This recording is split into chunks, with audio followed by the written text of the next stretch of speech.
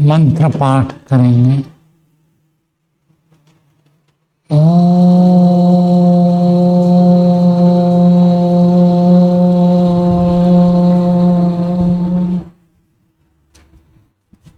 सहना भवतु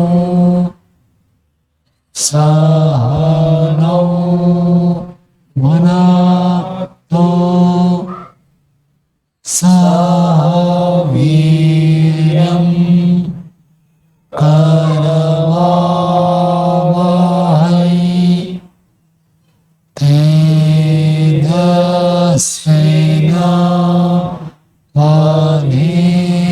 तेजस्विनावधीतमस्तु मा विद्विषावहै। ओम शांति शांति शांति। ज्ञान दर्शन की 150वीं कक्षा है। ज्ञान दर्शन में पंचम अध्याय का प्रथम आने पढ़ रहे हैं। उसमें 20वें सूत्र तक हो गया था। आज 21वें सूत्र से पढ़ेंगे। जाति का वर्णन चल रहा है। कैसे कैसे जाति उत्पन्न होती है कथा में, इसको यहाँ वर्णन कर रहे हैं। जाति का सीधा तो अर्थ होता है खंडन करना,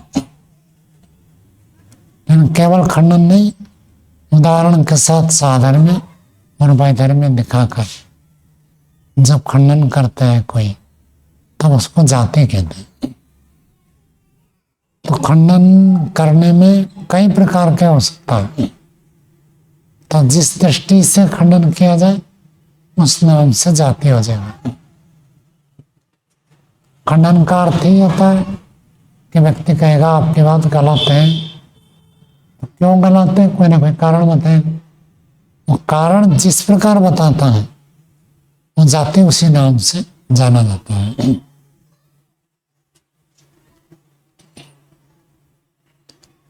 देखिए 5:1:21 सूत्र बनिए। अर्थापत्तितः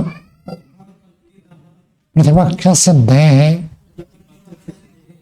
अर्थापत्ति समा। अर्थापत्ति से हर बात कोई एक बात कहे तो उसकी अर्थापत्ति निकलती है। अर्थापत्ति किसको कहते हैं?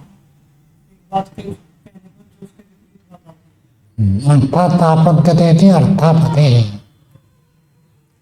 एक वाक्य का जो अर्थ है उस अर्थ से निकलकर जो दूसरी बात आती है उसको अर्थापत्ति कहते हैं। तो जातिवादी कैसे खंडन करता है? अर्थापत्तिता प्रतिपक्ष सिद्ध है। आप किसी बात को प्रस्तुत करेंगे प्रतिज्ञा है तो उदाहरण देकर, तो दूसरा व्यक्ति उसकी अर्थापत्ति निकालकर दूसरी बात बता देगा। तो अर्थापत्ति से प्रतिपक्ष की सिद्धि, आपने जो बात कही उसकी अर्थापत्ति उसके विपरीत जाएगा, तो उसके विपरीत बात की सिद्धि कहकर अर्थापत्ति से खंडन करने से अर्थापत्ति समा नामक जाति होती है। उदाहरण देखिए, भाष्य में प्रस्तुत कर रहे हैं। अनित्य शब्द, अनित्य धर्म वाला शब्द होता है। शब्द जो ध्वनि है हम मुंह से बोलते हैं, कान से सुनाई देता है, ये जो शब्द है ये अनित्य धर्म वाला है। ये प्रतिज्ञा हो गई। हेतु देता है प्रयत्न अनंतरेकत्वात्, प्रयत्न के बाद होने से, जब प्रयत्न करते हैं उसके बाद शब्द आता है। जब प्रयत्न के बाद होता है वो अनित्य होता है। उदाहरण दिया घटावत गण के समान। स्थापित पक्ष, ऐसे जब एक व्यक्ति ने अपने पक्ष को स्थापित किया अर्थवत्या प्रतिपक्षम साधयता अर्थवत्ती समा। अर्थवत्ती से क्या निकल कर आएगा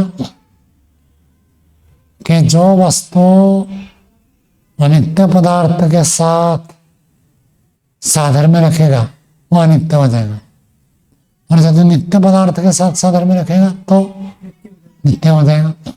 यह अर्थापत्ति से निकल कर आए। जो वस्तु अनित्य पदार्थ के साथ सदृशता रखता है वो खुद भी अनित्य हो जाएगा, ऐसे प्रस्तुत किया गया।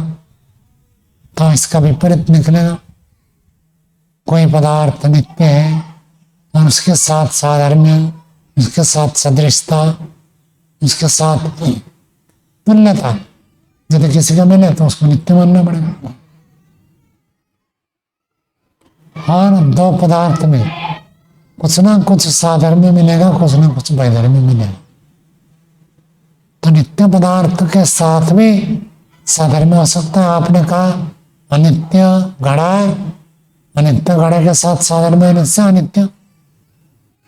तो आकाश कैसे अनित्य है और आकाश को छू नहीं सकते, शब्द को भी छू नहीं सकते, दोनों में साधर्म्य हो गया।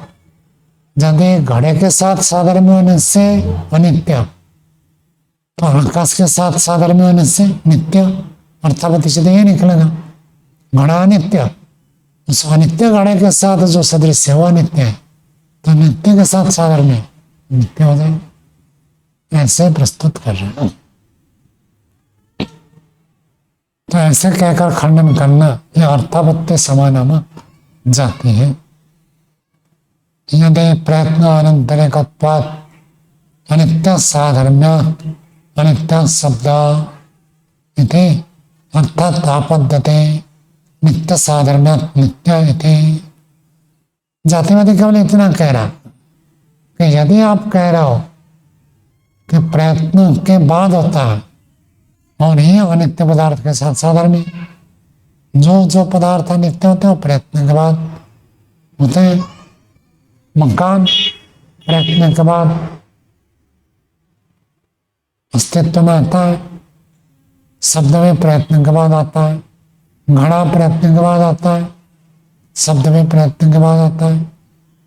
तो प्रयत्न के बाद जो होता है वो यदि अनित्य कहोगे, ये आपने इतने साधर्म्य में लिखा है तो अर्थापत्ति निकलेगा नित्य के साथ यदि साधर्म्य हो जाए तो नित्य हो जाएगा। नित्य क्या चीज है? बहुत सारी चीजें नित्य। आत्मा नित्य है, आकाश नित्य है, काल नित्य है। नित्य पदार्थों के साथ भी इसकी समानता है। क्या समानता है? इन सब में किसी में रूप नहीं, छंद में भी रूप नहीं, इन सब को छू नहीं सकते, शब्द को भी छू नहीं सकते। नित्य के साथ साधर्म्य है। ऐसे साधर्म्य से शब्द को नित्य मानना पड़ेगा। अस्तित्वस्य नित्येन साधर्म्यम अस्पर्शत्वम इति। वही स्पर्श का हेतु दिया।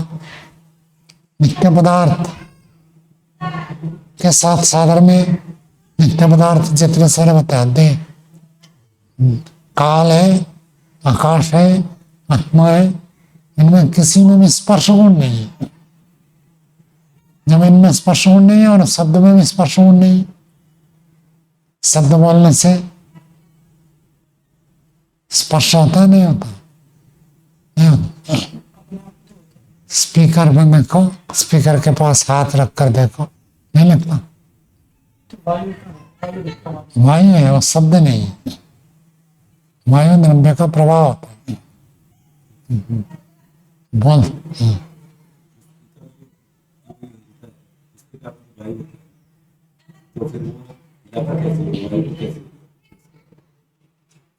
जैसे मुंह से बोलते हैं तो बोलते समय हम कोई व्यक्ति बोल रहा है, हाथ रखेगा तो आवाज तो वायु का स्पर्श तो होगा।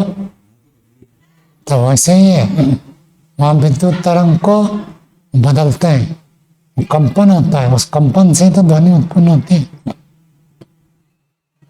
बिना उसका नहीं होगा।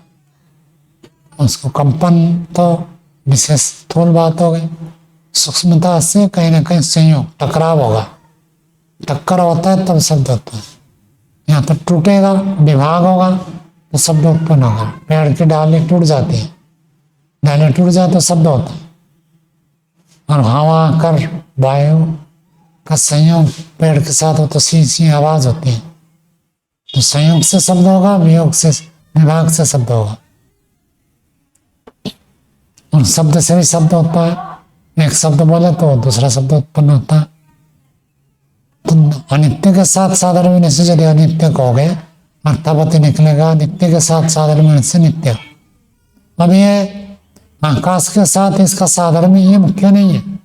मुख्यतः बात तो ये है, अर्थापत्ति दिखा रहा कि आपने कहा नित्य के साधारण में से अनित्य, तो अर्थापत्ति नित्य के साथ साधारण में से नित्य।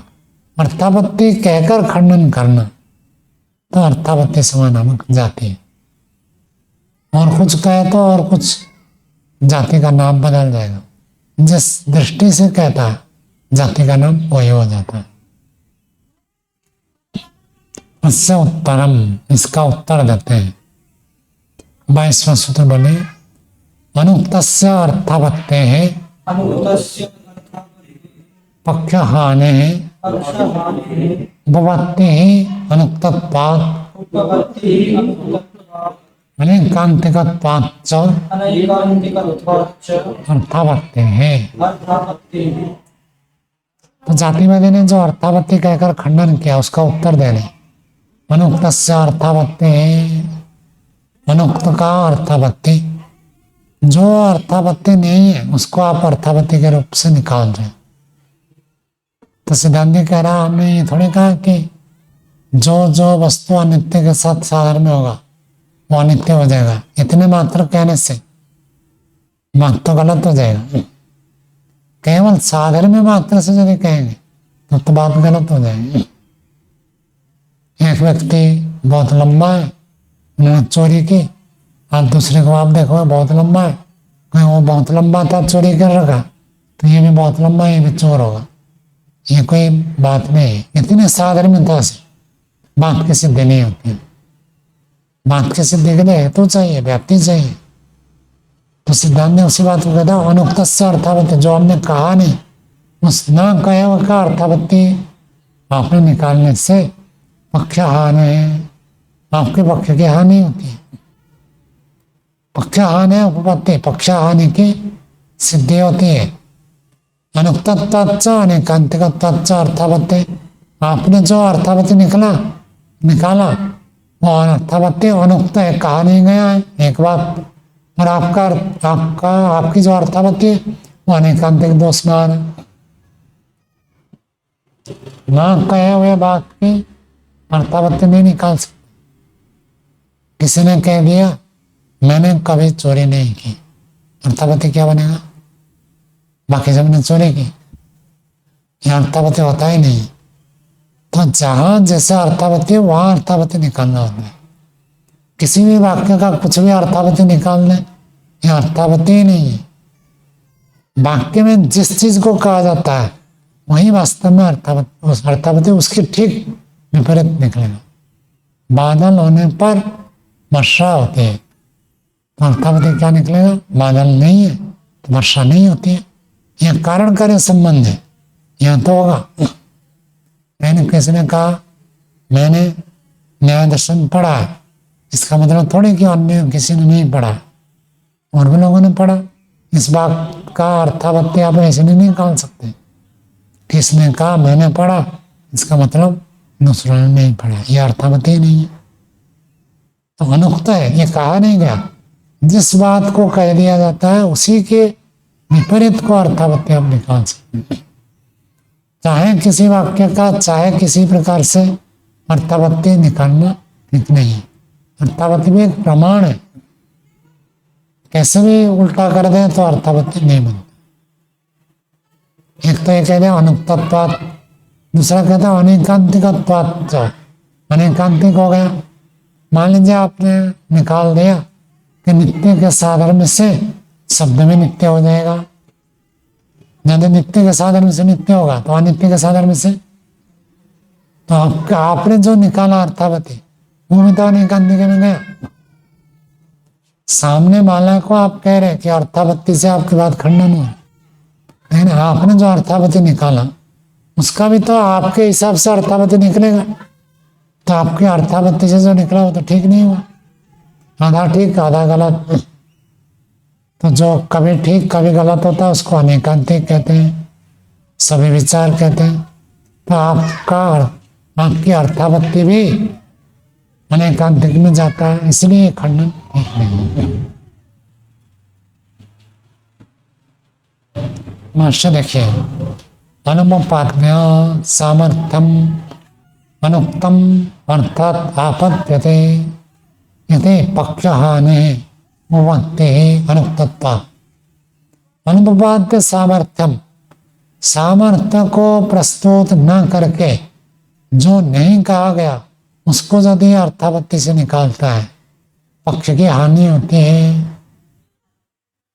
उपपत्ति अनुक्तत्वात्, पक्ष हानि की सिद्धि होती है। क्यों? अनुक्तत्वात्, जो बात कही नहीं गई है। तो जैसे मैंने आपको उदाहरण दिया कि किसी ने कहा मैंने न्याय दर्शन पढ़ा है, तो अर्थापत्ति क्या निकलेगा? मैं अर्थापत्ति न्याय दर्शन नहीं पढ़ा ऐसे नहीं कह सकते, इतना ही उसका अर्थापत्ति निकलेगा। दूसरे व्यक्ति ने नहीं पढ़ा, यह अर्थापत्ति ही नहीं है उसका। कौन से वाक्य का क्या अर्थापत्ति निकलेगा? उसका एक सामर्थ्य होता है। तो वाक्य को देखना पड़ेगा, उस वाक्य में जो नियम बताया जा रहा है उसी नियम को रखते हुए जब बात को बदलेंगे तब अर्थापत्ति हो गई। उदाहरण जैसे बादल होने पर वर्षा होती है। बादल और वर्षा इन दोनों का परस्पर एक नियम है। तो इस नियम को रखते हुए जब आप अर्थापत्ति निकालेंगे, क्या निकालेंगे? बादल न होने पर वर्षा नहीं होती है, होने पर होती है, न होने पर नहीं होती है। होना नहीं होना, ये कार्य कारण भाव में नियम बना हुआ है, दोनों वाक्य में बराबर है। यदि दोनों वाक्य में एक ही नियम काम कर रहा है तब उसको अर्थापत्ति कहेंगे। यदि पहले वाक्य में कुछ और नियम निकल रहा है, दूसरे वाक्य में कुछ और निकल रहा है, तो अर्थापत्ति नहीं होगा। इसको कहते हैं अर्थापत्ति का सामर्थ्य। हम क्या खंडन किया था उसमें अर्थापत्ति में?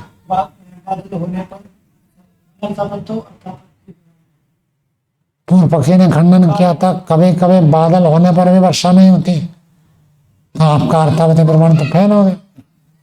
आपने कहा बादल न होने पर वर्षा नहीं होती है, बादल नहीं है वर्षा नहीं होगी। अर्थापत्ति क्या निकलेगा? बादल होने पर वर्षा होती है, लेकिन अभी बादल है वर्षा नहीं हो रही है।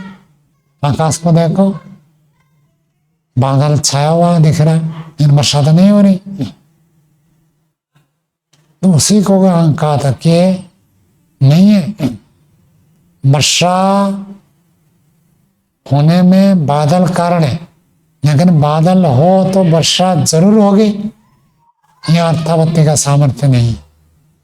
अर्थापत्ति का सामर्थ्य क्या है? इतना है कि जब जब वर्षा होगी बादल के होने पर ही होगी, जब जब बादल होगा तब तब वर्षा होगी, ये नहीं है।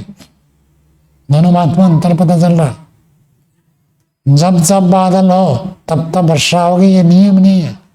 लेकिन जब जब वर्षा होगी तब तब बादल होने पर ही वर्षा होगी। जब जब रोटी बनेगी, आटे से रोटी बनेगी, आटा नहीं तो रोटी नहीं बनेगी। लेकिन रोटी बिना आटे के नहीं बनेगी, लेकिन आटा बिना रोटी के बन रह सकती है।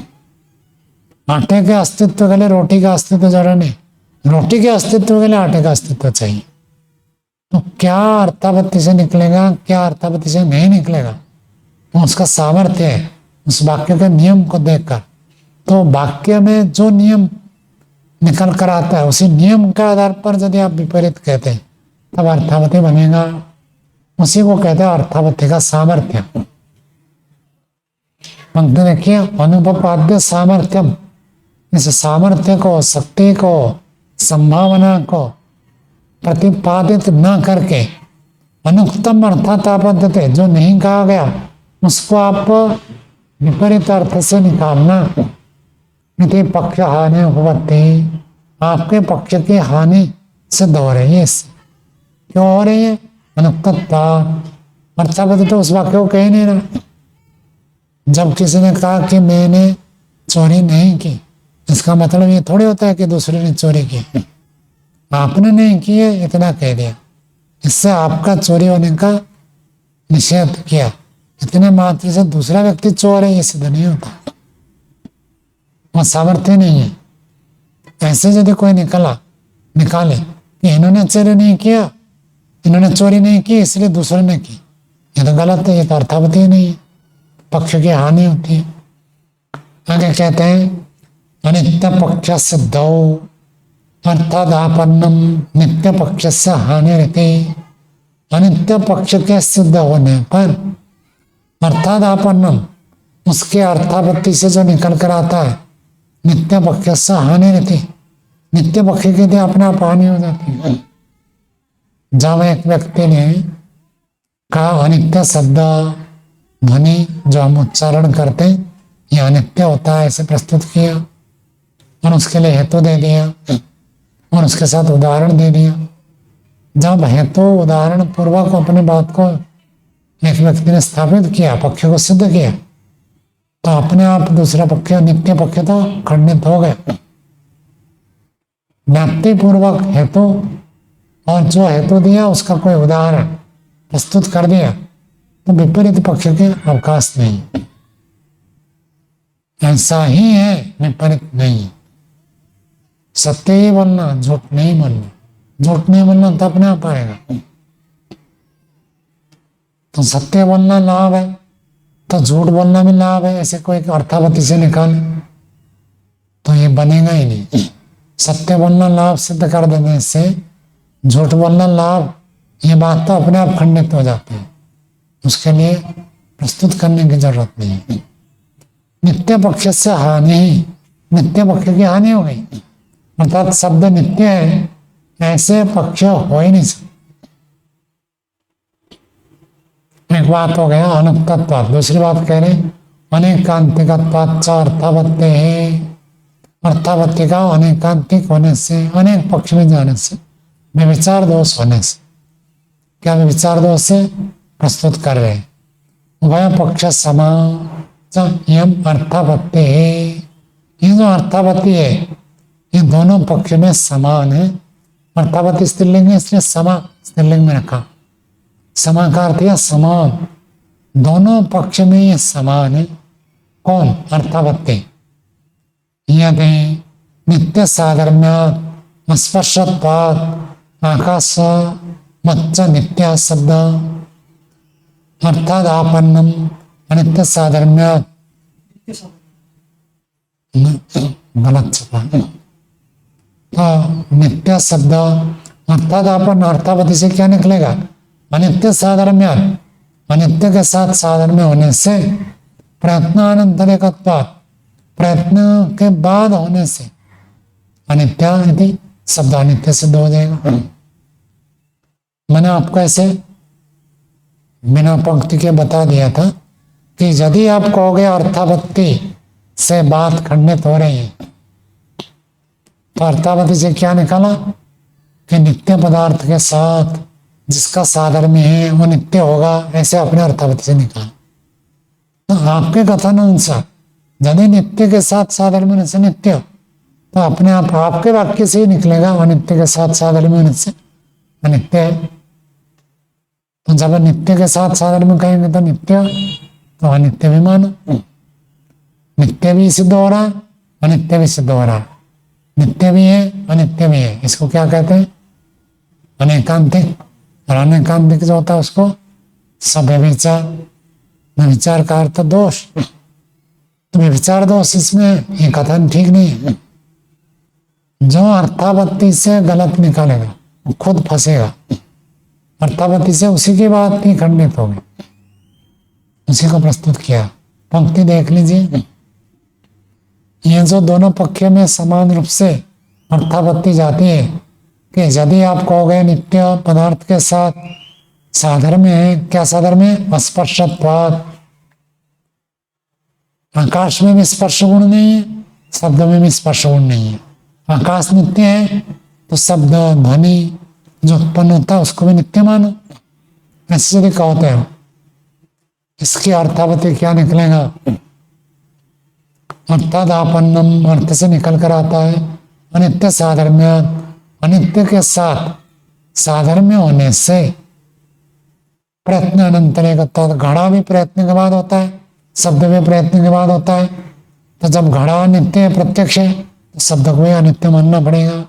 आपने जो अर्थावती बताई थी उस अर्थावती से तो दोनों पक्ष में जा रहा है। न च इयम विपर्य मात्र एकांतेन अर्थवत्ति यम विपर्य मात्र एकांतेन न अर्थवत्ति।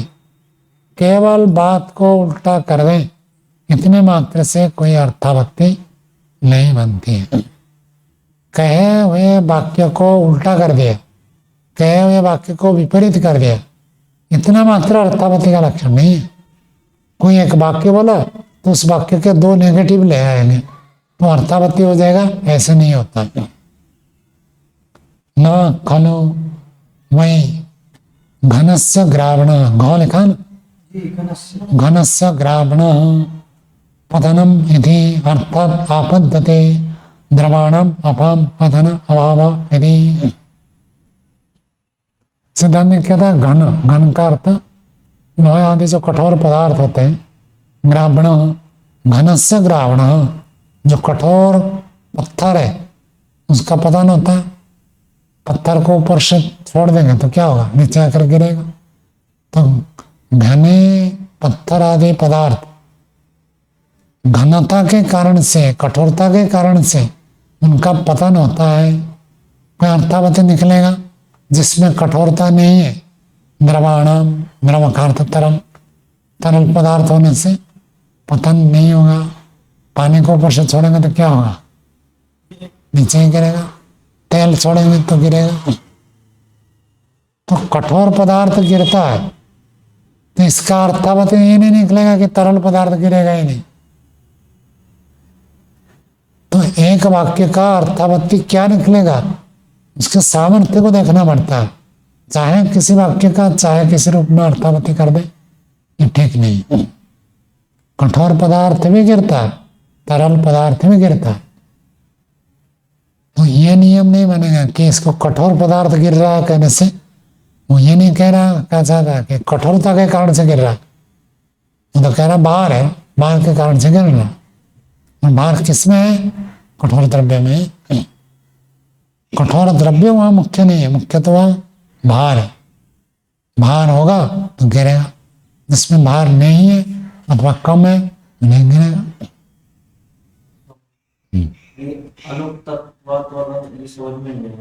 अनुक्तत्वात् न कहा गया होने से अर्थावती में एक विशेष बात को कहा जाता है। हम उसी का ही आप अर्थावती निकाल सकते हैं।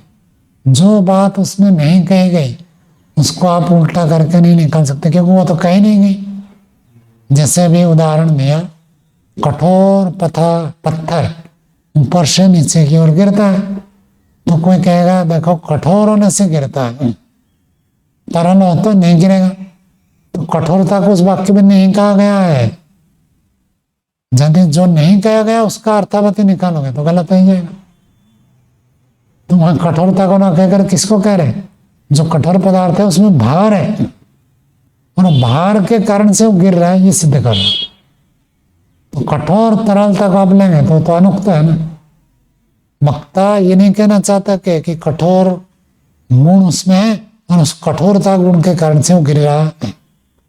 तो जो नहीं कह रहा वो अनुक्त है। समझ में आया?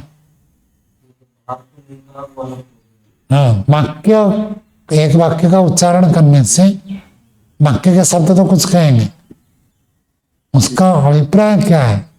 वाक्यार्थबोध में 4 कारण होते हैं। कौन से? आकांक्षा, योग्यता, आसक्ति, तात्पर्य। तात्पर्य क्या है वक्ता का वो देखो। वो जिस तात्पर्य को बताता है उस तात्पर्य का अर्थावती निकलेगा, न कि शब्दों का।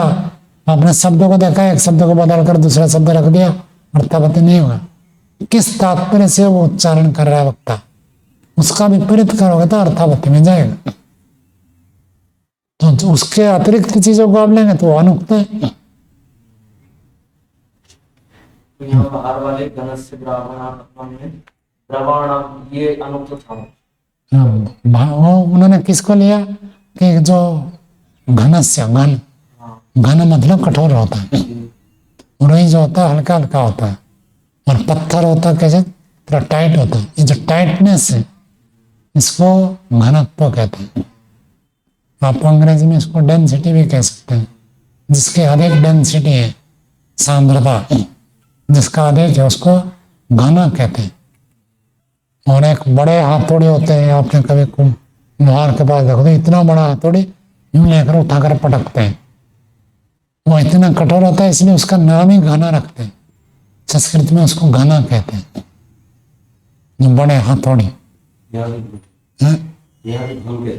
हाँ, घन कहते हैं। संस्कृत में भी घन है, हिंदी में भी घन है। तो जो घना पदार्थ है वो गिरेगा, गिरता है ऐसे कहना, तो इसके द्वारा घन का कारण से गिरना नहीं कहना चाहता।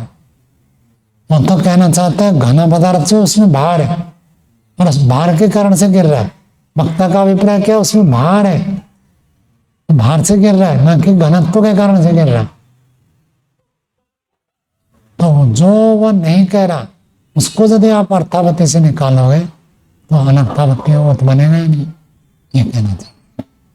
तो इसमें क्या नहीं कहा भार को नहीं कह रहे। नहीं, वह घनत्ता और द्रवत्ता, ये वक्ता का अभिप्राय नहीं है।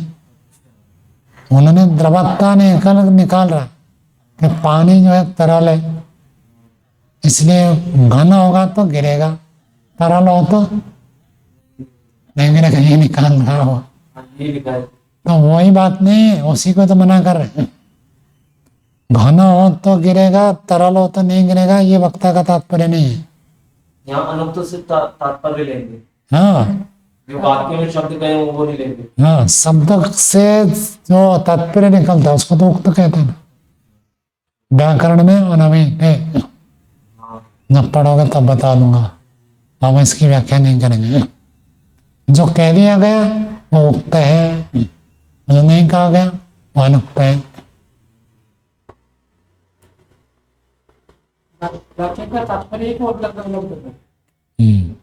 तात्पर्य का अर्थापत्ति निकलता है, न कि शब्दों का विपरीत करने से अर्थापत्ति निकलेगा, ये कहना चाहते हैं।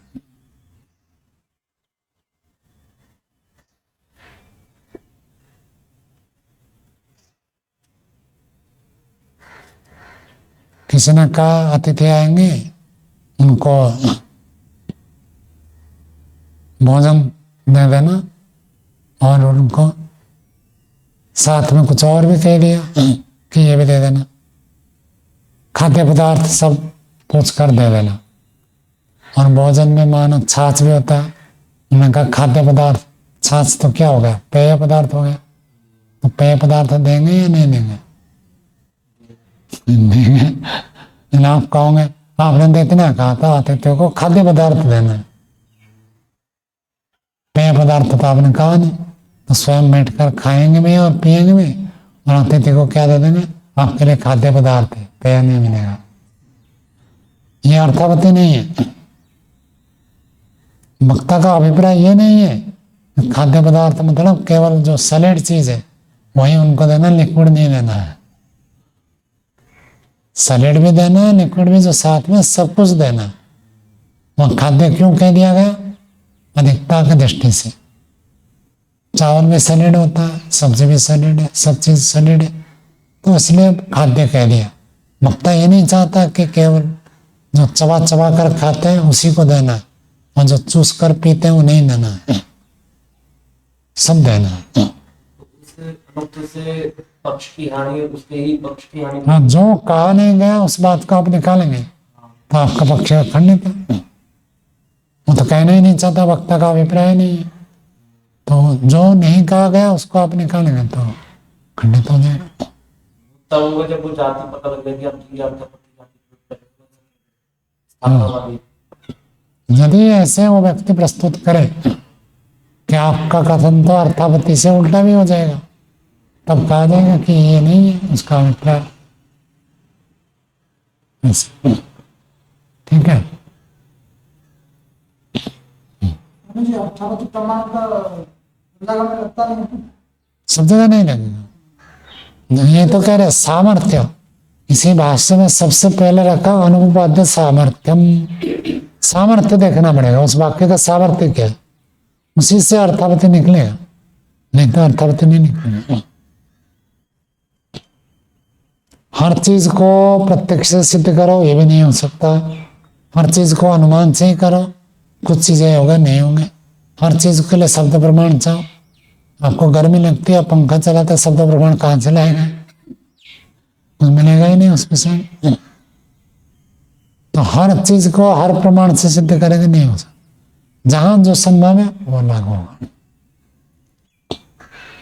आगे चलिए। चलो आज तो कुछ समझ में आया लग रहा है, क्योंकि प्रश्न पूछ रहे हैं।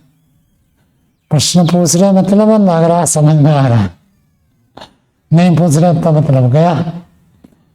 चलो आगे देखिए। 23वां सूत्र बोलिए, नया है और एक जाति की प्रस्तुति दे रहे हैं। माने एक धर्म उपपत्ते अविशेषे सर्व विशेष प्रसंगात् सर्व विशेष अथवा सर्व अविशेष प्रसंगात् सद्भाव उपपत्ते अविशेष सम। अविशेष विशेष का अर्थ होता भिन्न और अविशेष का अर्थ क्या होगा? समान। सब बराबर है ऐसे कहकर खंडन करना, ये अविशेष समान नामक जाति है। आप भी एक मनुष्य, मैं भी एक मनुष्य, हम दोनों में क्या अंतर है? कोई अंतर नहीं है। ऐसे कहकर खंडन करना, ये अविशेष समान नामक जाति है। सूत्रार्थ देखिए। एक धर्म उपपत्ते, एक धर्म के सिद्धि से अविशेष से समान हो जाने पर सर्वविशेष प्रसंगात, सभी में अविशेष समान होने का दोष आ रहा। क्यों दोष आ रहा? सद्भाव उपपत्ते, सत्ता की प्राप्ति तो सभी में है। ऐसे कोई चीज है जिसमें सत्ता ना हो? सत्ता तो सभी में। यदि आपने एक धर्म देखा कि घड़ा उत्पन्न होता है और शब्द उत्पन्न होता है, घड़ा अनित्य है तो शब्द भी अनित्य है, इतने यदि एक धर्म को देखा, एक धर्म के कारण घड़े के समान शब्द मानेंगे, तो एक धर्म तो सभी में मिलेगा कुछ ना कुछ। आप में और मुझ में कुछ ना कुछ तो समानता मिलेगी। कुछ भी ना हो, आप मनुष्य, मैं मनुष्य हूं, इतना तो मिल गया। आपके दो आंख हैं, मेरे दो आंख हैं। आपके दो पैर हैं, मेरे दो पैर हैं। ये क्या 10 धर्म मिल जाएंगे, 20 धर्म मिल जाएंगे। तो ऐसे जातिवादी प्रस्तुत कर रहा है। यदि ऐसे इसी कारण से आप मानेंगे कि घड़ा उत्पन्न होता है इसलिए अनित्य है, तो शब्द भी उत्पन्न होता है अनित्य, क्योंकि दोनों में उत्पन्न गुण बराबर बराबर मिल रहा है। तो कहते हैं एक गुण तो एक गुण, एक विशेषता, एक साधन में तो हर वस्तु में कुछ ना कुछ मिलेंगे। क्या हर वस्तु समान है? ऐसे कहकर खंडन करना यह विशेष समझ आती है। सूत्र के शब्द देखिए। एक धर्म उपपत्ते, एक धर्म एक विशेषता की सिद्धि होने से हर द्रव्य में, दो द्रव्य में यदि एक धर्म एक विशेषता उसमें है, जो इसमें भी है उसमें है, ऐसे अविशेष होने पर, समान हो जाने पर, यदि आप दोनों को बराबर कहेंगे, दोनों को एक जैसे मानेंगे, एक धर्म के कारण से दोनों को एक जैसे मानेंगे, तो जैसे किसी ने कहा केला खाने से कफ होता है और दही खाने से भी कफ होगा, तो केला बराबर नहीं। कहता है एक धर्म तो मिलेगा। यदि इतने मात्र से आप दोनों को बराबर कहोगे, घड़ा उत्पन्न होता है अनित्य है, तो शब्द भी उत्पन्न होता है इसलिए अनित्य, तब तो एक धर्म तो सब जगह मिलेगा कहीं ना कहीं। सर्व विशेष प्रसंगा, सभी में समान होने का दोष आएगा। सब में कुछ कुछ साधर्म्य है, चाहे जड़ हो चेतन हो, सभी में कुछ ना कुछ समानता है। तो सद्भाव उपपत्ति है, सत्ता की सिद्धि होने से एक चीज सब में बराबर है। कौन सी चीज है? सत्ता, एग्जिस्टेंस, अस्तित्व। कोई भी आपने जब कहा है का अर्थ ही होता है अस्तित्व। अस्थि को हम संस्कृत में है को कहते हैं अस्थि, और अस्थि जिसका है वो अस्तित्व। तो अस्तित्व तो सब में रहेगा, तो अस्तित्व होने से अविशेष समाज सब बराबर हो जाएंगे। ईश्वर भी है और हम भी है, इसमें हम बराबर ईश्वर, ऐसे बनेगा। यही लोग व्याख्या करते हैं। अब वो न्याय दर्शन तो पढ़ते नहीं है, लोगों को ऐसे बताते हैं। पंक्ति बोलेंगे, सूत्र बोलेंगे तो लोगों को कुछ समझ में नहीं आएगा, उनको ऐसे बताएंगे। देखो हम भी भगवान को मानते हैं, ये भी भगवान को मानता, हम जिस भगवान को मानते हैं वो भी इस भगवान को मानता, तो हम दोनों क्या हुए? बराबर हुए। और फिर कहेंगे ईसाई हो, मुसलमान हो, वो भी तो भगवान किसी को मानते हैं, मानते तो किसी को है। हम जिसको भगवान मानते हैं उसको नहीं मानते, हम दूसरे किसी को भगवान तो मानते, वो भी मानते हैं, तो वो भी आस्तिक हो गए। और जो व्यक्ति वो भी नहीं मानते, कम्युनिस्ट है, तो वो भी तो एक मनुष्य है। तो मनुष्य की दृष्टि से हम बराबर हुए या नहीं? तो मनुष्य की दृष्टि से हम बराबर हो गए, सब मनुष्य एक समान। फिर कहेंगे मनुष्य मनुष्य हो गया, पशुओं के साथ जोड़े तो पशु भी एक प्राणी है, उसको भी एनिमल कहते हैं, और मनुष्य भी उस वर्ग में आता है। मनुष्य भी एक प्राणी, प्राणी की दृष्टि से हम सब समान है, कोई अंतर नहीं। वो भी एक प्राणी है, हम भी एक प्राणी है। फिर पेड़ पौधों में भी जीवन है, हमारे में भी जीवन है, जीवन सब में है। तो जीवन की दृष्टि से हम सब एक है, निर्जीव नहीं। फिर जीव हो गया तो पत्थर हो, कंकर हो, पेड़ हो, पौधा, लोहा, काठ, लकड़ी, ये सब चीजें, इनका भी अस्तित्व है या नहीं? हमारा भी अस्तित्व है। अस्तित्व की दृष्टि से हम समान है। तो सारा ब्रह्मांड एक तत्व है, द्वितीय नास्ति, एक ही तत्व है और दूसरा कुछ नहीं है, ऐसे वो पढ़ाते। न्याय दर्शन कहता है इतनी विशेषता नहीं होगा। आप लोगों को याद न हो, महर्षि दयानंद जी सत्यार्थ प्रकाश में लिखते हैं, ये जो नवीन वेदांत है, अर्थात जो अद्वैतवाद को मानते हैं, इनके बुद्धि काणे पुरुष के समान है। काणा पुरुष क्या होता है? आँख, एक आँख खराब है, तो आप लोगों को तो कभी अनुभव नहीं होगा, कभी एक आँख में चोट चाट लगे देखे ना, तो आप देखोगे ये आँख ठीक है, तो इधर वाला तो देखेगा, इधर वाला देखेगा नहीं, यूं देखना पड़ेगा। तो महर्षि दयानंद जी उसको लिखते हैं काणे पुरुष के समान है। जो जो साधर्म्यता है वो तो दिखता है, और जो वैधर्म्य है इनको नहीं दिखता। साधर्म्य तो दिख गया, वैधर्म्य नहीं दिखता। ब्रह्म में चेतन है, हम में चेतन है, ये तो दिख गया, लेकिन ब्रह्म सर्वज्ञ है, हम अल्पज्ञ हैं, ये उनको नहीं दिखता।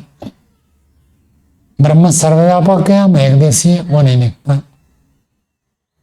ब्रह्म का भी अस्तित्व है, संसार का भी अस्तित्व है, लेकिन ब्रह्म चेतन सत्तात्मक पदार्थ है और जगत जड़ सत्तात्मक पदार्थ है। तो सत्ता का तो दोनों जगह देखा, चेतना और जड़ को नहीं देखा, इसीलिए देखा काणे पुरुष के समान है। साधर में देखते हैं, वेदन में नहीं देखते। कहीं वेद आदि शास्त्र में कहीं नहीं लिखा कि ईश्वर, जीव, प्रकृति, ब्रह्म, परमात्मा, अथवा जिसको हम ईश्वर कहते हैं, भगवान कहते हैं, वो जीव बन गया, ऐसा नहीं है। उपनिषद में जरूर आता है, लेकिन वो अलंकारिक वर्णन है। समाधि की दशा में जीवात्मा जब समाधि में एकाकार हो जाता है, वो अनुभव ही नहीं कर पाएगा अपना अस्तित्व, अपना अस्तित्व अनुभव करें तो परमात्मा का अस्तित्व अनुभव नहीं कर पाएगा। उस चीज को उपनिषद में वर्णन किया कि जब समाधि लगती है उस समय केवल ब्रह्म का ही बोध होता है, मैं गायब हो जाता है, क्योंकि समाधि अर्थात चित्तवृत्ति निरोध, वहां चित्तवृत्ति रहेगी नहीं। तो उस ऊंची स्थिति में केवल परमात्मा की अनुभूति होती है, लेकिन अन्य सब होते ही नहीं है, ये कहीं नहीं बताया। और उपनिषद में ये वाक्य बार बार आते हैं ब्रह्म का स्वरूप, ब्रह्म की विशेषता, महत्ता बताने के लिए। और जितने बार ये शब्द आता है, ये वाक्य आते हैं कि ब्रह्म एक है, अद्वितीय है, वही सर्वत्र है और कुछ भी नहीं है, ये वाक्य भी आता है। लेकिन ये वाक्य जितने बार आते हैं उससे 10 गुना नहीं, 20 गुना नहीं, 50 गुना अधिक होगा जहां पर ब्रह्म और जीव का भेद का कथन है, वो उनको देखता नहीं है वाक्य, और उसको कह देते हैं अविद्या के कारण से, जो अविद्याग्रस्त है उनके लिए ऐसे प्रस्तुत कर देते हैं। तो ब्रह्म का स्वरूप अविद्या का कारण जीव अथवा जगत बोध होता है, ऐसे वेद में कहीं नहीं है। अविद्या के कारण से ये होता है, ऐसे कहीं नहीं है। मूल उपनिषद में कहीं नहीं है, व्याख्याकारों ने सब ऐसे कर दिया। मूल वेदांत दर्शन में कहीं नहीं है। वेदांत सबसे गंभीर है, सबसे अंत में, इसलिए उसको पढ़ाते हैं। शब्द देखेगा तो छोटे छोटे सूत्र है, कुछ भी नहीं है, ब्रह्म का विशेष वर्णन है। लेकिन व्याख्याकार सब अपने अपनी इच्छा से व्याख्या कर देते हैं, ऐसे ही व्याख्या करेंगे। इसलिए नैयायिकों से वो नवीन वेदांतियों का बनता नहीं है, वो न्याय दर्शन सुनते ही उनसे हटते हैं। नब्बे न्याय में भी यही बात है। नब्बे न्याय सिद्धांत तो एक ही है, व्याकरण 90 व्याकरण सिद्धांत एक ही है, उनके शैली अलग है, व्याख्या अलग है, लेकिन मूल सिद्धांत उनका एक है। 90 न्याय का सिद्धांत भी यही है, ईश्वर अलग है, जीव अलग है, कर्म के अनुसार फल मिलता है, वो सब उसमें है। और वेदांत का मुख्य सिद्धांत भी वही है। ये नए नए जो वेदांती बने हैं उन लोगों की दुर्दशा है, वो ऐसे मानते हैं ब्रह्म से अतिरिक्त और कोई दूसरी चीज नहीं है। जब उपनिषद वेदांत पढ़ेंगे उस समय और चर्चा होगी।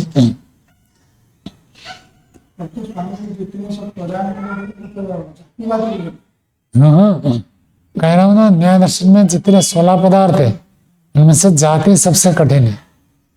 और जनता को ऐसे बता देंगे, जनता को लगेगा हाँ ये बिल्कुल ठीक कह रहा, पकड़ में नहीं आएगा। तो आपको जाति कहना कठिन होगा, कौन सी जाति है, कहाँ पर जाति का प्रयोग कर दिया, पकड़ना सबसे कठिन है। बहुत जगह पकड़ लेंगे, आप छल कर रहा पकड़ में आ जाएगा, मिथ्याभास दे दिया पकड़ में आ जाएगा। जाति सबसे गंभीर है, सूक्ष्म है, ये पकड़ में आ गया तो हो गया, पार हो जाएंगे। इतनी सूक्ष्मता जिसकी होगी वही जाति को पकड़ सकता है, नहीं तो जाति पकड़ में नहीं आता ऐसा सामान्य व्यक्ति। भाष्य देखिए, एका धर्म प्रयत्नानंतरेकत्वम शब्द शब्द घटयो उपपद्यते यदि अविशेष वयो अनित्यत्वे। मात्र सब बता दिया, केवल पंक्ति से हिसाब से जोड़ना है। एका धर्म, एक धर्म, एक विशेषता, दोनों के एक विशेष स्थिति क्या है, प्रयत्न अनंतरेकत्व, प्रयत्न के बाद होना। किन दोनों में, कहते शब्द में और घड़े में। शब्द घटयो उपपद्यते, सिद्ध होता है। शब्द भी प्रयत्न के बाद होता है, घड़ा भी प्रयत्न के बाद होता है। इति अविशेष, इतनी समानता होने पर वयो अनित्यत्वे, यदि इतनी साधारणता होने के बाद आप कहेंगे दोनों बराबर हैं। अब लोग ऐसे गड़बड़ करते, गुरुकुल के पढ़ा हुआ कोई एक व्यक्ति अथवा कोई लाल कपड़ा पहना हुआ कोई एक साधु अथवा किसी नगर का एक व्यक्ति ने कुछ गलत कर दिया तो सबको लपेट लेते हैं। एक विशेषता के आधार पर पूरा कि साधु लोग तो बेकार होते हैं, इतने मात्र से थोड़ी सी साधर्मिता देखें कि ये भी साधु, ये भी साधु, ये भी साधु, तो एक साधर्मिता देख लिया तो इसके आधार पर प्रस्तुत करते हैं। जातिवादी यहाँ कह रहा कि यदि एक इतनी थोड़ी सी समानता के आधार पर दोनों को आप अनित्य के रूप में प्रस्तुत करते हैं, सर्वस्व अविशेष प्रसज्यते, सर्वस्व संसार में जितने पदार्थ हैं सब पदार्थों का अविशेष, अविशेष का अर्थ समान होने का दोष प्राप्त होता है। सब पदार्थ बराबर हो जाएंगे, माइक भी जड़ है, पुस्तक भी जड़ है, रहन भी जड़ है, खाट भी जड़ है, शरीर भी जड़ है, सब जड़, जड़ होने से सब एक जैसे हो जाएंगे। बात समझ में आई? यदि आप कहेंगे कि ये भी उत्पन्न होता है, ये भी उत्पन्न होता है, ये अनित्य है तो ये भी अनित्य है, एक कभी सामान्य को ले आपने क्या उत्पन्न होना, केवल उत्पन्न होने के आधार पर यदि आपने सिद्ध कर दिया कि उत्पन्न होता है इसलिए अनित्य, ये अनित्य तो ये भी अनित्य होगा, तो इतनी साधारण तो सभी में होगी। जड़ पदार्थ कितने 50 सैकड़ों हजार पड़े, तो सबको एक जैसे मानना पड़ेगा, ये दोष आएगा। कथम, कैसे ये दोष आएगा? कहता सद्भाव उपपत्ति है, सद्भाव की उपपत्ति, सद्भाव की सिद्धि होने से। सद्भाव का अर्थ सत्ता, सद्भाव का अर्थ अस्तित्व। कहते एका धर्म सद्भाव सर्वस्व उपपद्यते, एक धर्म जो है सद्भाव, तो सद्भाव माइक का भी सद्भाव है अर्थात अस्तित्व है, पुस्तक का भी अस्तित्व है, शरीर का भी अस्तित्व है, आत्मा का भी अस्तित्व है। अस्तित्व तो सभी में है, चाहे जड़ हो, चेतन हो, छोटे हो, बड़े हो, उत्पन्न हो, अनुत्पन्न हो, सभी में सत्ता तो रहता ही है।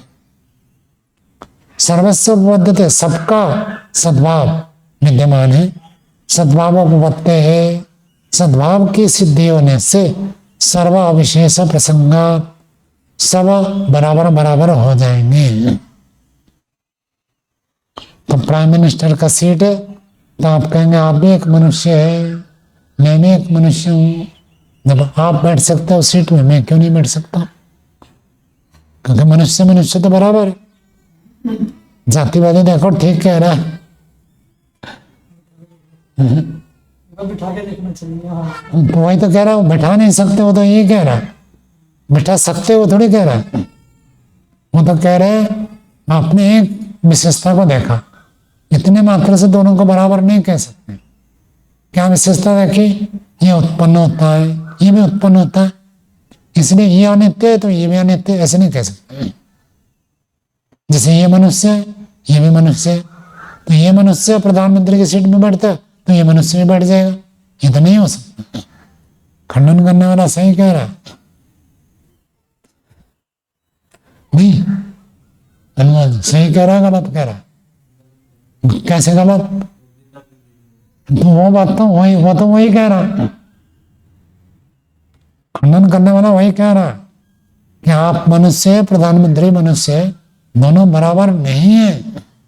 वो कहाँ कह रहा दोनों बराबर है? वो तो आपत्ति जता रहा है। यदि आप कहोगे उत्पन्न होने से ही अनित्य, ये भी उत्पन्न होने से अनित्य हो जाएगा, तब तो ये मनुष्य दोनों बराबर हो जाएंगे, जबकि ऐसे हो नहीं सकता। जातिवादी ठीक कह रहा, ठीक है। चलो अवश्य उत्तर देते हैं। सब इसमें सूत्र बोलिए। क्वचित धर्म अनुपपत्ते है, क्वचित च उपपत्ते है, प्रतिषेध अभाव।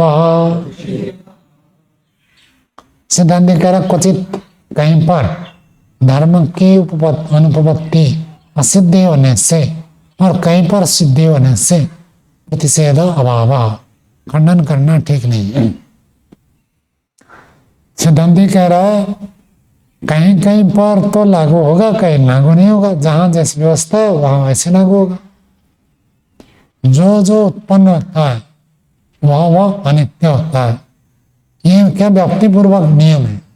उत्पन्न होना अनित्य होना, उत्पन्न होना, अनित्य होना, सब जगह लागू होता है। तो यहाँ व्याप्ति है तो एक धर्म से दूसरे धर्म को दिखा सकते हैं, लेकिन उत्पन्न होने से हम ये नहीं कहते कि उत्पन्न हुआ तो मीठा है, क्योंकि मीठा और उत्पन्न होना इन दोनों का व्याप्तिपूर्वक संबंध नहीं है। तो जहां व्याप्तिपूर्वक संबंध है वहां तो धर्म, एक धर्म से दूसरे धर्म की सिद्धि हो गई। दो धर्म मात्र से थोड़ी सिद्धि कर रहे हैं, जब दोनों धर्म व्याप्तिपूर्वक रहते हैं तब जाकर एक से दूसरे की सिद्धि होती है। जब व्याप्तिपूर्वक नहीं है तब सिद्ध नहीं होगी। प्रधानमंत्री होने के लिए व्याप्ति चाहिए। क्या व्याप्ति है? लोकसभा में जितने संसद है उनमें से अधिकांश लोग उसको स्वीकार करें तो वो प्रधानमंत्री बनेगा। मनुष्य मात्र से प्रधानमंत्री ये तो नियम नहीं कहा ना हमने। जो ऐसे नियम कहता है वो गलत है। मनुष्य के कारण से दोनों बराबर है, दोनों एक सीट में बैठ जाएंगे, ये हम नहीं कह रहे। जहां नियम मिलेगा वहां एक से दूसरे की सिद्धि होगी। क्वचित धर्म अनुपत्ति है, कहीं पर तो धर्म की असिद्धि होने से और कहीं पर सिद्धि होने से प्रतिषेध अभाव, सबको एक साथ लपेटकर खंडन करना ये ठीक नहीं है। यथा साध्य दृष्टान्तयोः एक धर्मस्य प्रयत्न अनन्तरकस्य उपपत्तेः अनित्यत्वं धर्मांतरम अविशेषेण। उदाहरण देकर प्रस्तुत कर रहे हैं, जैसे साध्य और दृष्टांत इन दोनों में एक धर्मस्य, एक धर्म का, प्रयत्न अनन्तरकस्य, प्रयत्न के बाद होना, उपपत्ति है, इसकी सिद्धि हुई। अनित्यत्व धर्मांतरम अविशेषण, अनित्यत्व जो धर्म है वो विशेष रूप से सिद्ध हुआ। अविशेष का मतलब यहाँ समान का अर्थ व्याप्ति पूर्वक। अविशेष का मतलब व्याप्ति पूर्वक। जहां जहां हमने उत्पत्ति देखी सब जगह हमको ये मिला कि वो अनित्य है। घड़े को देखा उत्पन्न हुआ अनित्य है, मकान को देखा उत्पन्न हुआ अनित्य है, पुस्तक को देखा उत्पन्न हुआ अनित्य है, वस्त्र को देखा उत्पन्न हुआ अनित्य है। 50 सैकड़ों हजार चीजों में हमने देखा, कोई अपवाद नहीं मिला जो उत्पन्न हुआ और अनित्य न हो। तब जाकर एक धर्म से दूसरे धर्म की सिद्धि होती है। अविशेषेण समान रूप से व्याप्तिपूर्वक सब जगह जब एक नियम मिलता है तब एक धर्म से दूसरे धर्म की सिद्धि होगी। चेतना मिल रही है, इतने मात्र से ब्रह्म और जीव एक नहीं हो जाएंगे। ब्रह्म और जीव के एकत्व के लिए और भी 50 चीजें हैं। ब्रह्म के जो जो धर्म बताए वो जीव में है ही नहीं। ब्रह्म सर्वज्ञ है, जीव में सर्वज्ञता है नहीं। ब्रह्म सर्वशक्तिमान है, जीव में सर्वशक्तिमान नहीं है। ब्रह्म कभी थकता नहीं है, जीवात्मा थक जाता है मतलब शरीर में जब जुड़ा रहता है शरीर की शक्ति कम हो जाती है तो जीवात्मा कार्य नहीं कर पाता, अकेले कार्य नहीं कर पाता। परमात्मा अकेले कार्य करता है। परमात्मा कभी क्रोध नहीं करता, जीवात्मा क्रोध किए बिना रह नहीं पाता, द्वेष करता। ऐसे 50 भिन्नता है। केवल एक देख लिया कि चेतना चेतना, तो चेतना चेतना से दोनों बराबर हो जाएंगे, ये कथन ठीक नहीं है। विशेष रूप से समान रूप से व्याप्ति पूर्वक जब देखे तब एक धर्म से दूसरे धर्म की सिद्धि होती है। नैवम सर्वभावानम, ऐसे सभी भावों का, भावाना मतलब सत्तात्मक पदार्थों का, सद्भाव उपपत्ति निमित्तम धर्मांतरम अस्ति येन अविशेष स्यात्।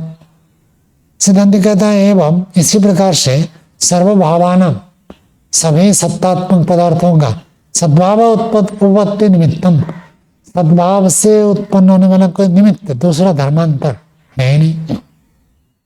जैसे दो धर्मों को व्याप्ति पूर्वक दिखाया, कौन सा जो जो उत्पन्न होता है वह अनित्य होता है। 50 सैकड़ों हजार जगह देखा, उत्पन्न अनित्य, उत्पन्न अनित्य, उत्पन्न अनित्य। ऐसे जिस जिसकी सत्ता है कोई दूसरा धर्म दिखाओ, है ही नहीं कुछ।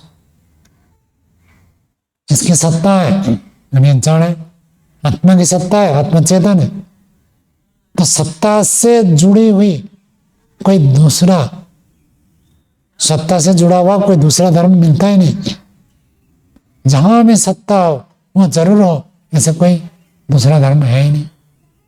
जब है नहीं, सत्ता के कारण से सब समान, ये कहना ही नहीं बनेगा। व्याप्ति पूर्वक जहां लागू होता है, एक धर्म से दूसरे धर्म की सिद्धि होती है। जहां व्याप्ति नहीं है, एक धर्म से दूसरे धर्म की सिद्धि नहीं हो सकती। ये ना अविशेषस्यात्, ऐसे कोई दूसरा धर्म है ही नहीं जिस कारण से सब बराबर बराबर हो गए। अथम मतम अनित्यत्वमेव धर्मांतरम सद्भावपत्ति निमित्तम। अथम अथम, यदि ऐसे मान लिया जाए, यदि ऐसे कह लिया जाए कि अनित्यत्वमेव धर्मांतरम, अनित्यता ही एक धर्म है जो कि सद्भावपत्ति निमित्तम, सद्भाव से उत्पन्न होने होता है। मान लो उसने कहा कि ना जो उत्पन्न होता है वो अनित्य, उत्पन्न अनित्य, जुड़ा हुआ। ऐसे सत्ता के साथ जुड़ा हुआ दूसरा धर्म दिखाओ तो जातिवादी कहता हम ऐसे ही कह देंगे जिसकी भी सत्ता है वो अनित्य है, इसको कह दें तो मतम अनित्यत्व में, अनित्यता को ही धर्मांतरम, दूसरा धर्म कह दें। सद्भाव उत्पत्ति निमित्तम, सद्भाव की उपपत्ति से, सिद्धि से जो कारण बनता है दूसरा धर्म है, वो है अनित्यत्व। ऐसे यदि मान लिया जाए तो सर्वत्र स्यात् इति एवं खलु वै कल्प्यमाने अनित्याः सर्वे भावाः सद्भाव उपपत्तेः इति पक्ष प्राप्नोति।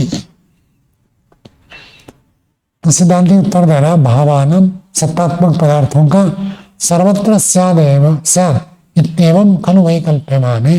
ऐसे यदि आप कल्पना करते हो, ऐसे कल्पना करने पर अनित्या सर्वे भावा, सब भावा का मतलब भावात्मक पदार्थ, सत्तात्मक पदार्थ, सब सत्तात्मक पदार्थ अनित्य हो जाएंगे। क्यों होंगे? सद्भावोपपत्ति, आपने व्याप्ति बना दी। जिसकी सत्ता है, जिसकी भी सत्ता है वो अनित्य होता है। ये बनाएंगे तो जितने भी सत्तात्मक पदार्थ है सब अनित्य हो जाएंगे। यदि पक्ष प्राप्त होती, फिर तो आपका पक्ष ये बनेगा सब कुछ अनित्य है, ये बनेगा। सर्वम अनित्यम पीछे आ चुका है, उसका खंडन कर दिया था। फिर भी सिद्धांत कह रहे हैं आपके मत में तो ये बनेगा सब कुछ अनित्य है, ये पक्ष बनेगा। तत्र प्रतिज्ञा अर्थ व्यतिरिक्तम अन्य उदाहरण नास्ति। तत्र, जब आप ऐसे कहोगे कि संसार में सब वस्तु अनित्य है, ये हुई आपकी प्रतिज्ञा, ठीक है। तो प्रतिज्ञा करें, कोई भी वस्तु साध्य हो, साध्य को सिद्ध करने के लिए एक दृष्टांत देना पड़ता है। जब भी आप कोई प्रतिज्ञा करते हैं तो उसके तुल्य कोई दृष्टांत देना पड़ेगा, या सागर में हो या तो मैदान में हो। जब आपने कह दिया संसार में सब पदार्थ अनित्य है, तो प्रतिज्ञा अर्थ व्यतिरिक्तम अन्य उदाहरण नास्ति। जैसे जैसे कहकर आपको एक उदाहरण देना पड़ेगा। आप कहेंगे कि शब्द अनित्य है। कैसे? जैसे घड़ा, घड़े को उदाहरण देंगे तो शब्द का अनित्यत्व सिद्ध होगा। आपने बताया कि ईश्वर न्यायकारी है, तो आप उदाहरण देंगे जैसे राग द्वेष रहित न्यायाधीश होता है, उसका उदाहरण प्रस्तुत किया। बिना उदाहरण के बात की सिद्धि नहीं होगी। तो आपने जब कह दिया संसार में सब पदार्थ अनित्य है, तो जैसे किसको उदाहरण देंगे? जिसको भी उदाहरण देंगे वो किस में आ गया? सर्वम में आ गया। तो सर्वम से तो बाहर कुछ है नहीं, तो उदाहरण किसको देंगे? पंक्ति समझ में आ गई। तत्र प्रतिज्ञा अर्थ व्यतिरिक्तम, प्रतिज्ञा विषय से अतिरिक्त अन्य उदाहरण नास्ति। सबको आपने सत्ता के कारण अनित्य कह दिया, तो सबको छोड़कर और कोई उदाहरण तो बचेगा ही नहीं। अनुदाहरण हेतु नास्ति यदि, और जिसका उदाहरण नहीं देते हैं वो कारण नहीं बनता है। केवल प्रतिज्ञा करने से बात नहीं बनेगी, उसके लिए कोई ना कोई उदाहरण देना पड़ेगा। बिना उदाहरण के बात की सिद्धि होती नहीं है, तो हेतु नास्ति, हेतु बनेगी नहीं। प्रतिज्ञा एकदस्य च उदाहरणत्वम अनुभवन्नम। तो आगे और कह रहे कि यदि प्रतिज्ञा क्या की थी, प्रतिज्ञा क्या की थी, संसार में जो भी पदार्थ है सारे के सारे अनित्य, और उदाहरण दे देंगे जैसे पुस्तक। तो कहेगा पुस्तक तो सर्व के अंदर आ गया, तो सर्व के ही एक भाग को हम उदाहरण के रूप में यदि प्रस्तुत कर दें, प्रतिज्ञा एकदस्य, प्रतिज्ञा हो गया सर्वम, और पुस्तक घड़ा ये उनका एक भाग है, एक उनमें से एक चीज है। तो उदाहरण तम अनुबंध, उदाहरण नहीं बन सकता। क्यों नहीं बन सकता? कहते न ही साध्यम उदाहरणम भवति, साध्य कभी भी उदाहरण नहीं होता। किसी ने कहा, स्वामी सत्यपति जी एक बार सुना रहे थे, ब्रह्म कुमारी जी के पास गए, तो ब्रह्म कुमारी वाले तो अपने उल्टे सिद्धांत रखते ही है। तो स्वामी जी ने कहा, देखो ईश्वर सर्वव्यापक है, यदि ईश्वर सर्वव्यापक नहीं होगा तो ईश्वर सब कुछ जानेगा कैसे? आपके अंदर बैठा है, बाहर बैठा है, हम गलत करते सही करते सब जानते हैं, तब इसके हिसाब से अगले जन्म में फल लेगा। हमारे मत में तो ये आप कहता आपका ईश्वर एक देश में, कहाँ पर? ब्रह्मलोक में बैठा है ईश्वर। तो वहां बैठे बैठे ईश्वर कैसे जानेगा? संसार में कौन क्या करता है? उन्होंने क्या हेतु दिया बता? उन्होंने कहा क्योंकि वो ईश्वर है। ईश्वर कैसे जानेगा? क्योंकि वो ईश्वर है। यही उनका उत्तर है। जो प्रतिज्ञा उसी को ही उदाहरण के रूप में प्रस्तुत कर लिया। प्रतिज्ञा को उदाहरण के रूप में प्रस्तुत नहीं कर सकते। न्याय दर्शन यदि पढ़ेंगे और इसी के अनुसार बातचीत करेंगे तो सब धराशायी हो जाएंगे। जैसे जो जनता को सब भटकाते हैं, बहकाते रहते हैं, कुछ का कुछ बोलते हैं, इसके हिसाब से बात करें तो थोड़े ही दिन में सब समाप्त हो जाएगा। क्यों? ईश्वर है इसलिए ऐसे होगा, ये तो प्रतिज्ञा हुई है। उदाहरण कहाँ हुआ? कोई उदाहरण कभी ना बनेगी नहीं बात। न ही साध्यम उदाहरण भवति, साध्य कभी भी उदाहरण नहीं होता है। सतश्च नित्य अनित्य भावात् अनित्यत्व अनुभवति। सतश्च सतात्मक पदार्थ जिसका भी अस्तित्व है उसको कहते हैं सत। ईश्वर भी सत, जीव भी सत, प्रकृति भी सत। सत जीवात्मा सत है और चित है, ईश्वर सचित आनंद है। तो जिसकी सत्ता है वो सत। तो सतश्च सत्तात्मक पदार्थ का नित्य अनित्य भाव। सत्तात्मक पदार्थ नित्य भी होता है अनित्य भी होता है। आकाश की सत्ता है या नहीं है? है, लेकिन आकाश नित्य है। और पृथ्वी की सत्ता है, पृथ्वी अनित्य, धरती सूर्य अनित्य है। तो सत्तात्मक पदार्थ दोनों होते हैं, नित्य भी होते हैं अनित्य होते हैं। आकाश किसी अभाव का नाम नहीं है, सत्तात्मक द्रव्य है। तो नित्य अनित्य भावात् अनित्यत्व अनुभवते। सबको अनित्य कहना ठीक नहीं है। दोनों है, नित्य भी है अनित्य भी है। सब कुछ अनित्य ये ठीक नहीं है। तस्मात् सद्भाव उपपत्ते है, इसलिए सद्भाव उपपत्ते सर्वविशेष प्रसंग इति। ये जो आपने कहा था सत्ता सर्वत्र समान होने से सब एक समान हो जाएंगे, यदि निरविधेयम, ये अविधेय नहीं है, कहने योग्य नहीं है। एतद वाक्यम, ये वाक्य आपका ठीक नहीं है, निरविधेय है। सर्वभावानां सद्भावोपत्तेः अनित्यत्वम यदि ब्रुवता, अनुज्ञातम शब्द से अनित्यत्वम। उसकी और एक आगे चलकर बताते हैं सर्वभावान, जिस जिसका अस्तित्व है उन सबका सद्भाव उपवत्ते हैं। सत्ता की सिद्धि होने से जो भी भावात्मक पदार्थ है, भाव है, तो उसकी सत्ता है। तो सत्ता के कारण से आपने कहा जिसकी भी सत्ता है सब कुछ अनित्य। सत्ता बराबर अनित्य, सत्ता अनित्य, सत्ता अनित्य। तो शब्द की सत्ता है या नहीं है? तो शब्द को भी क्या माना आपने? और हम भी शब्द को अनित्य मानते हैं, आपने भी मान लिया, फिर बचा क्या? झगड़ा कहेंगे। आपने तो शब्द को अनित्य, जब सबको अनित्य मानते हैं तो शब्द भी तो अनित्य हो ही गया। तो सर्वभावानां सद्भाव उपपत्ति अनित्यत्वम इति ब्रुवता। सभी सत्तात्मक पदार्थों का अस्तित्व के कारण से अनित्यता यदि कहते हो तो ऐसे कहने वाला व्यक्ति के द्वारा अनुज्ञातम अनुज्ञातम स्वीकृतम, उन्होंने तो स्वीकार कर ही लिया। शब्द से अनित्यत्व, शब्द का भी अनित्यत्व तो आपने स्वीकार कर लिया। तत्र अनुभवन्य प्रतिषेध, फिर खंडन किस बात का? आपने यही तो खंडन किया था कि घड़ा उत्पन्न होता है, शब्द उत्पन्न होता है, इतने मात्र से शब्द को अनित्य नहीं कह सकते हैं।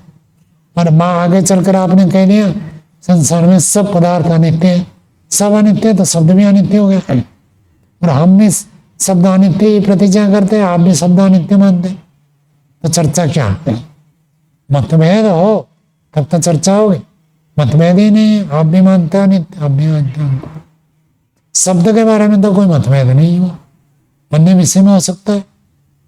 आप आकाश को अनित्य मानेंगे, हम नहीं मानेंगे, लेकिन शब्द के बारे में तो मत ऐक्यम, एक मत हो गए। चलो ये हो गया हमारा विशेष समानामक जाति। आज का पाठ यही रखते हैं, आगे कल पढ़ेंगे।